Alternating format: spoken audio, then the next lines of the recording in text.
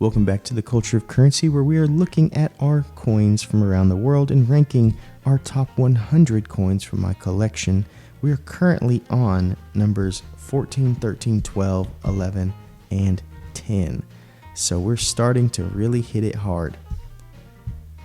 Up at number 14 is a coin that is a world bullion coin from the nation of Austria. Almost all of you are going to know exactly what this is. We have the pipe organ, obviously Republic Österreich, Austria. This is the Philharmonic. Many people just call it the Philly in America. Has your instruments over here.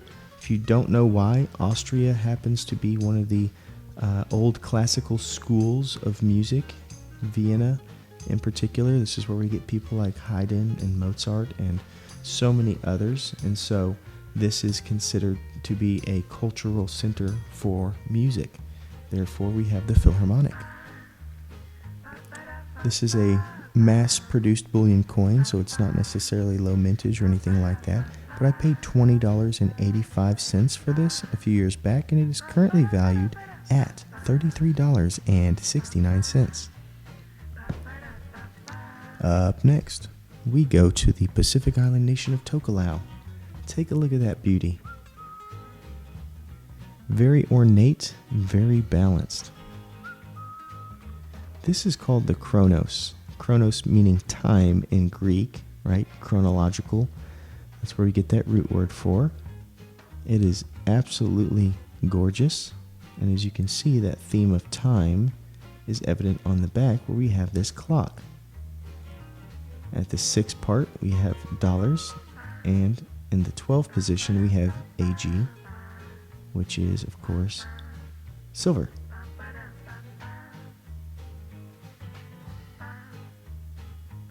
Absolutely gorgeous. So this is a coin I picked up a year or so ago, so it doesn't really have a whole lot of jump in price. There's 30,000 of these minted. They're minted by the Pressburg Mint in Slovenia, even though this is for an island nation in the Pacific. I paid $29.89 for it, and it's currently valued at $31.19. So really, really nice coin that comes from an awesome series. Number 12, we have another classic. This is a 30-year anniversary from the nation of Australia on the Kookaburra. Kookaburra being probably the most iconic series in Australia, if you're not already aware of that. Absolutely gorgeous. The artwork changes every year, and as you can see, 1990 to 2020, this is the 30-year anniversary of the Kookaburra. And what do they do to help highlight that? Well, you get the bird on both sides. So you have the queen shrunk down up here. You got the bird over here, and I believe this is the first image of the Kookaburra, if I can remember correctly. We go to the back, we have this image of the Kookaburra sitting in the sunlight. So it's kind of a 2-for-1. You get 2 birds, 1 coin. Really cool coin, as all of you know who have held one of these. Probably one of the flag bearers of national pride in Australia and of World Bullion Series. It, though, is in a series, still has a fairly high mintage of 500,000. So that's something that I actually kind of enjoy about the Kookaburra, is that they're attainable. They're not things that just run out automatically and then you never have a chance for them. You can actually, within a reasonable amount of time, get your hands on these. So this I purchased for $23.72, and it's currently valued at $52.70.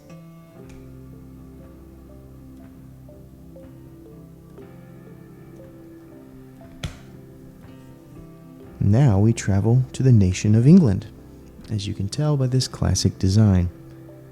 We have Her Majesty present, and we have the checkered pattern in the back. Absolutely love that pattern. And this is the Valiant. We have St. George defeating the dragon, which is a tale as old as time and has relevance all over the world. There's many different nations, especially in the Mediterranean regions, that have renditions of this exact story. Middle East, North Africa, you name it. Really, really cool. And it was a really fun video to make, to be honest. But this is a scene that I have fallen in love with because of the gold sovereigns. But whenever I saw it in silver, I had to have it because, once again, it was one of my favorite scenes and did not know that it was even in silver until I saw it.